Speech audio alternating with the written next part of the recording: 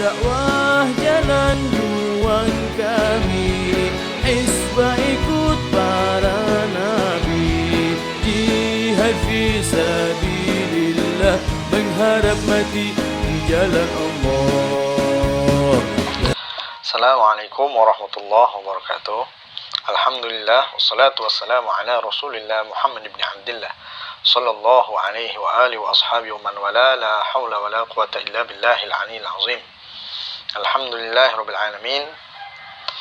Melanjutkan kajian kita, masih membahas dzikir Ratibul Attas. Di beberapa video yang lalu kita telah bahas dzikir Ratibul Attas yang telah sampai pada hasbunallah wa ni'mal wakil. Maka kita lanjutkan dengan zikir selanjutnya adalah Allahumma sholli ala Muhammad, Allahumma sholli alaihi wasallim.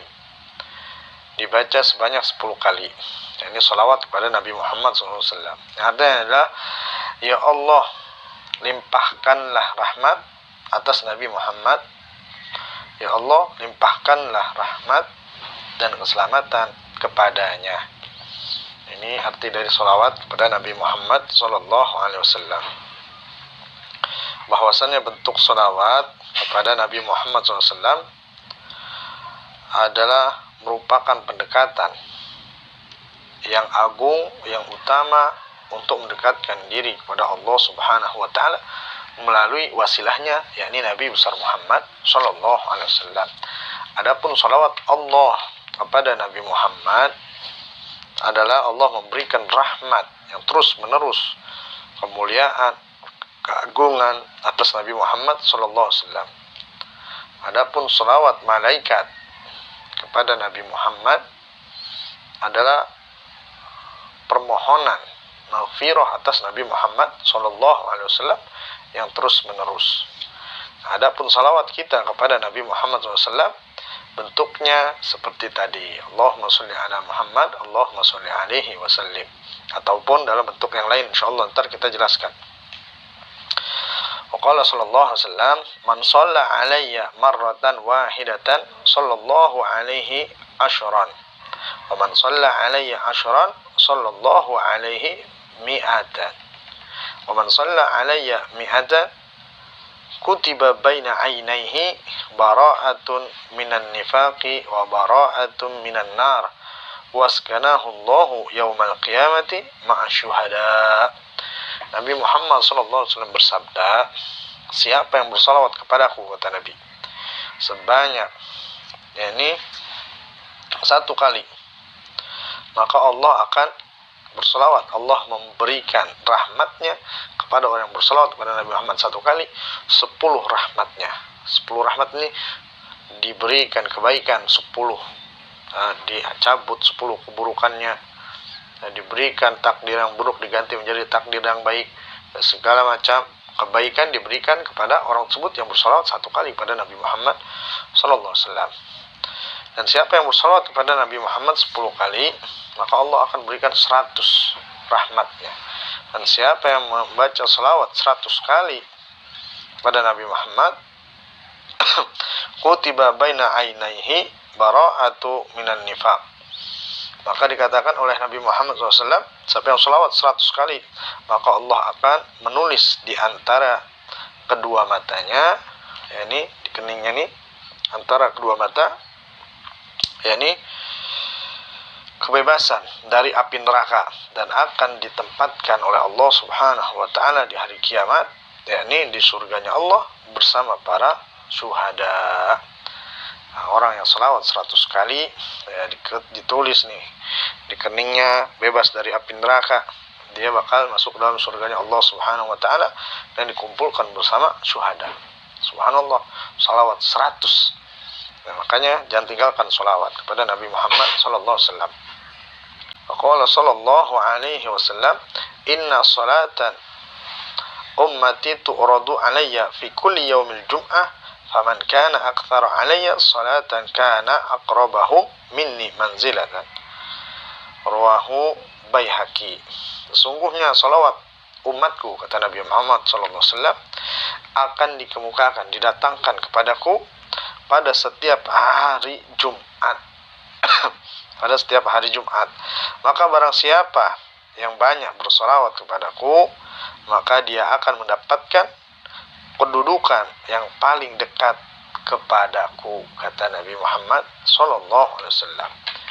Perlu diketahui bahwasannya nanti di akhirat orang berbondong-bondong ingin mendekat kepada Nabi Muhammad SAW karena Nabi mempunyai syafaat. Nabi mempunyai syafaat sebelum nabi-nabi yang lain. Nabi duluan yang memberikan syafaat. Maka orang pun ingin sekali dekat dengan Nabi Muhammad. Maka orang yang sering bersolat di hari kiamat dia akan dekat kepada Rasulullah SAW. وعن ابن مسعود قال صلى الله عليه وسلم أول الناس بيوم القيامة أكثرهم علي صلاة. Dikatakan bahwasannya manusia yang paling utama, yang paling dekat kepadaku, kata Nabi Muhammad, di hari kiamat ialah yang terbanyak bersolawat kepadaku. Kalau bisa 100, bisa 1000, jadi 1000.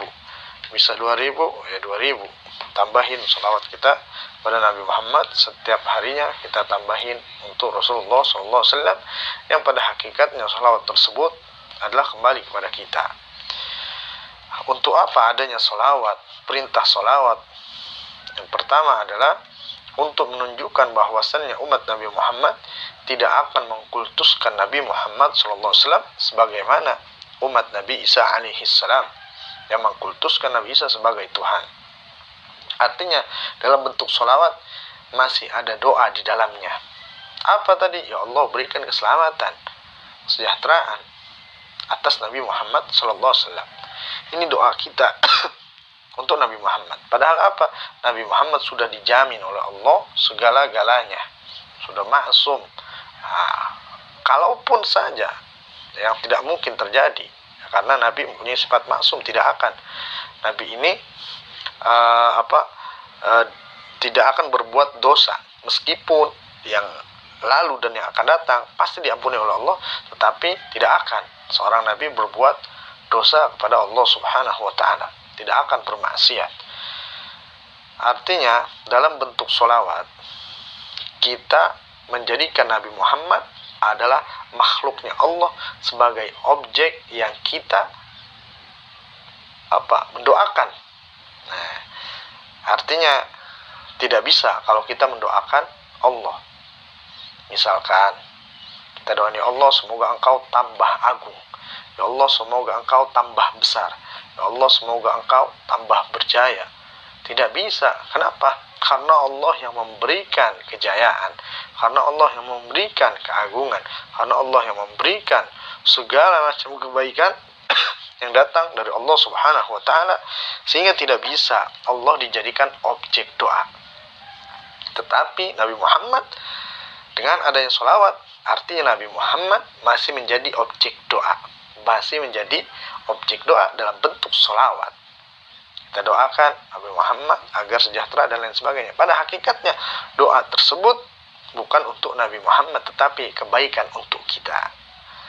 Jadi jelas ayat sholawat adalah perintah itu untuk kebaikan kita, karena hadis-hadisnya menunjukkan siapa yang banyak sholawat akan dekat kepadaku, siapa yang banyak sholawat diberikan rahmat, siapa yang banyak sholawat akan dihapuskan dosa-dosanya. Padahal hakikatnya doa itu masuk untuk Nabi Muhammad, tetapi adapun hakikat dari doa tersebut adalah untuk kembali kepada kita atas wasilah Nabi besar Muhammad Sallallahu Alaihi Wasallam. Saya rasa insya Allah paham dengan pemahaman ini, sehingga meskipun kita memuji Nabi Muhammad dengan Sayyidina, dengan apapun ketinggian dari derajat makhluk, tidak akan seorang umat Nabi Muhammad mengkultuskan Nabi Muhammad menjadi Tuhan. Kenapa demikian? Karena Nabi Muhammad SAW masih menjadi objek doa lewat sholawat kepada Nabi besar Muhammad Sallallahu Alaihi Wasallam. An Ali karamallahu wajha qala Rasulullah sallallahu alaihi wasallam al-bakhilu man dzukirtu indahu falam yusalli alayya. Dikatakan bahwasanya orang yang pelit, orang yang kikir adalah orang yang ketika mendengar namaku, kata Nabi Muhammad SAW, diucapkan di sisi orang tersebut, tetapi dia tidak bersolawat kepadaku.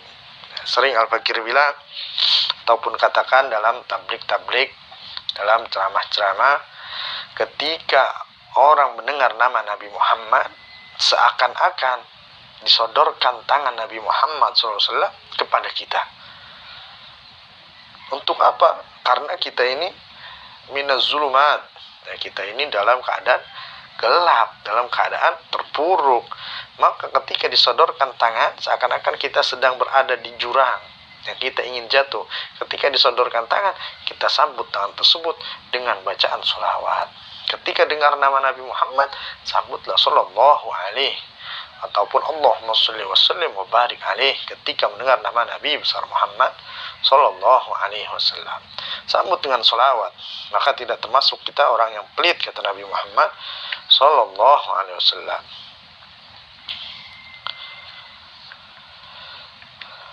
Kemudian dikatakan lagi, yakni ketika turun ayat perintah sholawat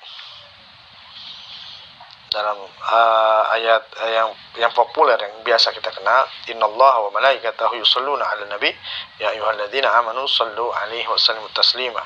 Maka para sahabat pun bertanya kepada Rasulullah sallallahu alaihi wasallam, ya Rasulullah, bagaimana sih bentuk sholawat itu ya Rasulullah? Bagaimana cara bersolawat? Maka Nabi mengajarkan, Allahumma sholli ala Muhammad wa ala ali Muhammad. Waqala sallallahu alaihi wasallam, la tusallu alayya salat al-batrah. Kata Nabi Muhammad SAW, nih bentuk salawat ini seperti ini, Allahumma sholli ala Muhammad wa ala ali Muhammad. Nah, biasa kita tambahkan Allahumma sholli ala Sayyidina Muhammad wa ala ali Sayyidina Muhammad. Dalil Sayyidina ada, nanti insyaallah kita bikin kontennya yang lain. Lalu Nabi mengatakan, la tusallu alayya salat al-batrah. Jangan engkau bersolawat kepadaku, kata Nabi Muhammad, dengan solawat yang buntung, yang terputus.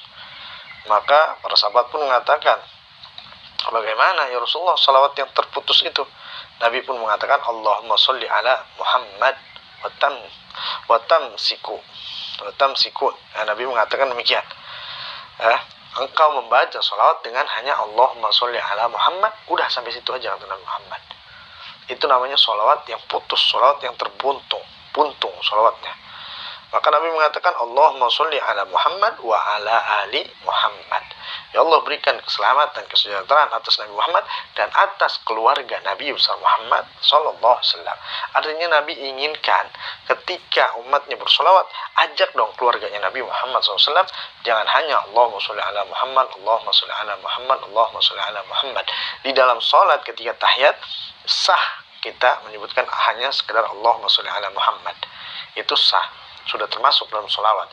Tetapi di luar daripada sholat, kita pun adanya Allahumma sholli ala Muhammad wa ala ali Muhammad, ataupun Allahumma sholli ala Sayyidina Muhammad wa ala ali Sayyidina Muhammad. Nabi menginginkan diajak keluarga bib, tapi ada sholawat Jibril bib yang bentuknya hanya Allahumma sholli ala Muhammad, Allahumma sholli ala Muhammad. Ya, itu perlu sanad. Sholawat Jibril perlu sanad, perlu guru yang mengantarkan sholawat tersebut sampai. Nah, tetapi di dalam sini kita membaca Ratibul Attas, kita pun ada sanadnya. Tetapi sholawat yang diajarkan oleh Nabi Muhammad kepada para sahabat langsung adalah dengan mengajak keluarga Nabi Muhammad sallallahu alaihi wasallam dalam sholawat tersebut. Maka di bab sholawat ini banyak disebutkan juga di sini keutamaan Ahlul Bait Nabi Muhammad SAW dan lain sebagainya, karena pembahasan sholawat begitu panjang. Insya Allah nanti akan dibuatkan satu sesi ataupun insya Allah sampai di sini saja kita pun sudah paham perintah sholawat dan bagaimana cara mengagungkan Nabi Muhammad, sehingga ketika kita bersolawat di dalam kita berzikir Ratibul Attas, maka renungkanlah bagaimana Nabi Muhammad SAW betapa baiknya kepada umatnya, sehingga Allah pun memberikan keutamaan, yakni sholawat untuk umat Nabi Muhammad Sallallahu Alaihi Wasallam. Bahkan di sini disebutkan juga orang yang bersolawat kepada Nabi Muhammad dengan sholawat, ada bentuk sholawat yang khusus maka dia akan menyibukkan malaikat 1000 pagi dalam mencatat pahala orang yang bersolawat dengan solawat yang diajarkan oleh Nabi Muhammad Sallallahu Alaihi Wasallam. Wallahu a'lam. Ya, semoga ini bermanfaat. Insyaallah akan kita lanjutkan lagi nanti kajiannya setelah baca solawat akan masuk kepada istighfar. Wallahu a'lam. Assalamualaikum warahmatullahi wabarakatuh. Berdakwah jalan juang kami, Hizbah ikut para nabi, jihad fi sabilillah, mengharap mati di jalan Allah.